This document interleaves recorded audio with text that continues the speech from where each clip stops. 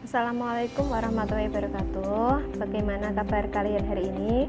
Semoga kalian dalam keadaan sehat walafiat. Nah, hari ini kita akan membahas persiapan ujian sekolah materi IPA Fisika. Yang pertama kita bahas yaitu pada materi IPA Fisika kelas 7, yaitu tentang besaran dan pengukuran, klasifikasi materi dan perubahannya, suhu dan kalor, serta tata surya. Materi yang pertama yaitu tentang besaran dan satuan. Segala sesuatu yang dapat diukur itu disebut dengan besaran. Besaran dibagi menjadi dua, yaitu besaran pokok dan besaran turunan. Besaran pokok itu ada 7. Nah, coba kalian lihat di layar kalian. Bacanya jiwa SMP, J-nya jumlah zat, I intensitas cahaya, W-nya waktu, A arus listrik, S suhu, M massa, dan P panjang. Nah, ketujuh ini kalian harus hafal ya anak-anak. Sekarang kita ke satuan dalam sistem internasional. Nah, untuk jumlah zat, satuan internasionalnya mol, intensitas cahaya kandela, waktu satuan internasionalnya sekon, arus listrik ampere, suhu Kelvin, massa kilogram, dan panjang yaitu meter. Panjang itu sama saja dengan lebar dan tinggi. Selain ketujuh besaran ini, berarti dia termasuk ke dalam besaran turunan. Sekarang kita ke contoh soal. Nah, perhatikan soal berikut. Silakan kalian baca terlebih dahulu soalnya. Pertanyaannya, data yang menunjukkan besaran pokok dan satuannya dalam satuan internasional adalah, mari kita ulas satu-satu. Yang pertama, tinggi.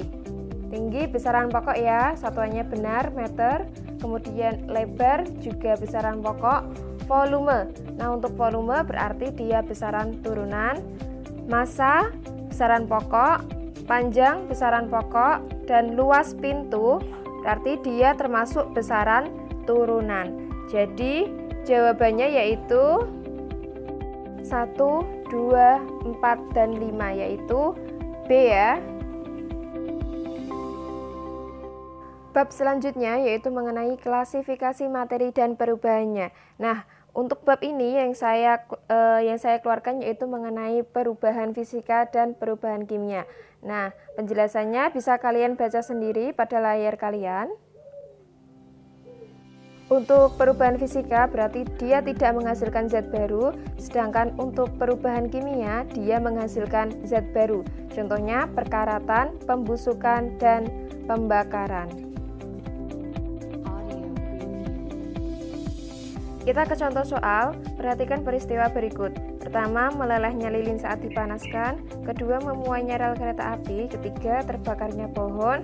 Keempat, fotosintesis. Nah, pertanyaannya, perubahan kimia ditunjukkan oleh angka.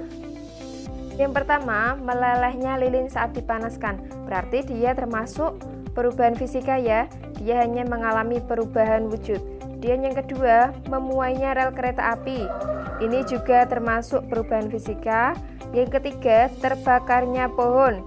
Ini benar ya, perubahan kimia. Dan fotosintesis pada tumbuhan juga perubahan kimia. Jadi jawabannya yaitu D, 3 dan 4. Bab selanjutnya yaitu mengenai suhu dan kalor. Nah, pada kesempatan ini kita hanya bahas mengenai kalor.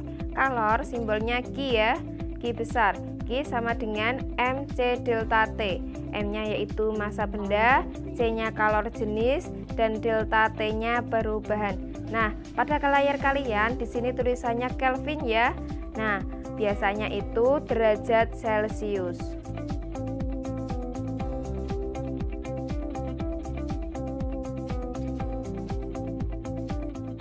Kita langsung saja ke contoh soal. Nah, sepotong logam masanya 500 gram dan suhunya 25 derajat Celcius. Logam tersebut dipanaskan mencapai suhu 55 derajat Celcius. Ternyata menerima kalor 5850 Joule. Dapat disimpulkan bahan logam yang dipanaskan adalah. Dari soal tersebut dapat kita tulis diketahui massa M sama dengan 500 gram. Berarti kita rubah menjadi kilogram. Hasilnya yaitu 0,5.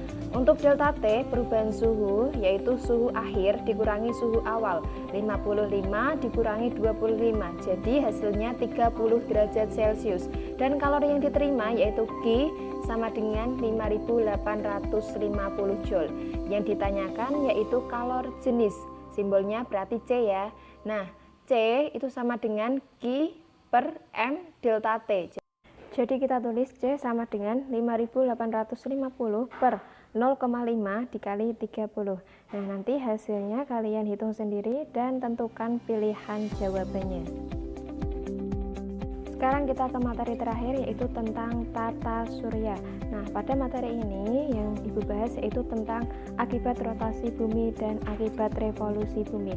Nah, pada layar HP kalian coba kalian baca apa akibat dari rotasi bumi dan apa akibat dari revolusi bumi. Untuk sistem penanggalan ada yang namanya kalender Syamsiah dan kalender Komariah. Syamsiah atau Masehi itu berdasarkan revolusi bumi terhadap matahari, sedangkan kalender Komariah atau Hijriyah itu berdasarkan revolusi bulan terhadap bumi. Nah, sekian dulu pembelajaran kita pada pagi hari ini. Silahkan materinya kalian salin di buku catatan kalian ya. Tetap jaga kesehatan, tetap istiqomah dalam beribadah. Saya akhiri, wassalamualaikum warahmatullahi wabarakatuh.